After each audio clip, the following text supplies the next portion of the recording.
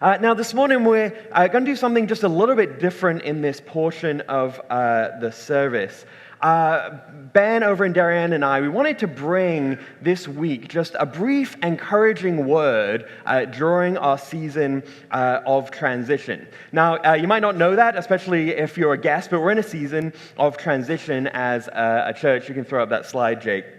Back in March, our former senior pastor, Drew Williams, who was with us for a number of years, became a bishop in his denomination in the Anglican Church, and that was a really good and celebratory thing. There was a whole big deal where he got lots of new clothing items to become a bishop, which is great. And we're so proud of and thankful that how God led Drew into that. But that puts us in a place of transition. And transitions bring up a lot of different things within us. And so we're in this season of discernment, seeking God's heart for the next season of our church. And so Ben and I wanted to bring just a word of encouragement as we find ourselves sort of in the middle of that place. Here's what this isn't.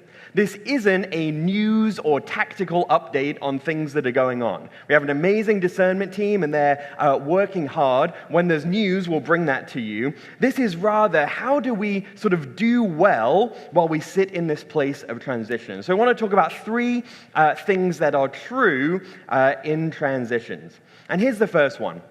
Transitions can be tough. There are a whole range of emotions that happen in transitions, not just in churches, but any kind of transitions in our lives, whether it's transitions in our family or our work or whatever it is.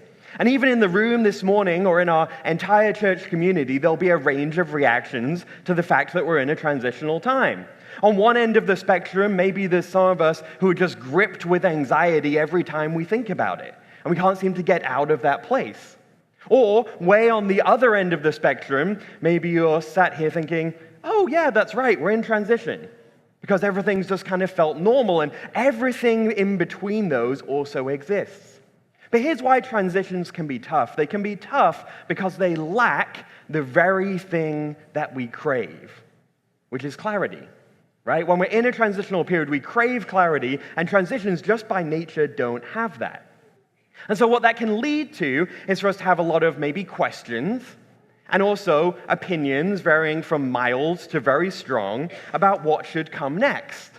And again, for as many people as there are in the room this morning, there are probably that many questions and that many opinions. And that's okay. That's a normal and natural thing in transitions. And if you're feeling that way, that's good because it means that you care. But here's the good news. Transitions can be tough, but they're also temporary. A very wise person said to me recently about the topic of transition, he said, "It is what it is until it isn't." Profound, right? It is what it is until it isn't. But here's the point of that. Transition is not our new permanent reality. We can recognize that where we are as a church is a season, okay? It's not forever. And so instead of being caught up in a lot of frustration and anxiety, which might be the case for us, we can ask a different question. And that question is, how do we embrace and enjoy the things that the Lord is doing among us during this time? Because here's truth number 2. Transition can shape us if we let it. There's this invitation in a time of transition to come to it with really open hands, to say, God, I surrender my own will, opinions, preferences, whatever it might be, and instead of that, I release that and I receive instead your good thing for us as a community. That's a prayer that I personally am praying daily. Lord, I open my hands to all of the things that I think about this, and instead I want to receive your will and your guidance. And so we can have one of two reactions to that. We can resist it and stay in a place of frustration, or on the other hand, we can allow God to lead us into a place of deeper trust and deeper reliance on Him. Because as uncomfortable as it is, we'd probably all identify that times of change, times of sort of in-between, times of uncertainty, aren't those the times when we often find ourselves growing the most? God has something for us in transition, and it's a greater trust if we'll allow Him to shape it in us. And then finally, transition is a chance to re-engage. There can be a temptation in moments of transition to sort of push away and say, okay, I'll come back to this once it's all figured out and kind of nice and tied up with a bow. Here's the reality. Communities of people are never really nice and tied up with a bow, right? Someone once said, if you ever find the perfect church, run, because you'll mess it up. But here's the thing. Transitions are exactly the right time to lean in. They're the right time to lean in because God isn't done with us. God isn't disengaged. He hasn't stepped back or taken a vacation from what he's doing in our church simply because we're in a transitional moment. In fact, quite the opposite. God's activity, if you look throughout Scripture, is actually amplified in moments like this. And so 2 encouragements for us.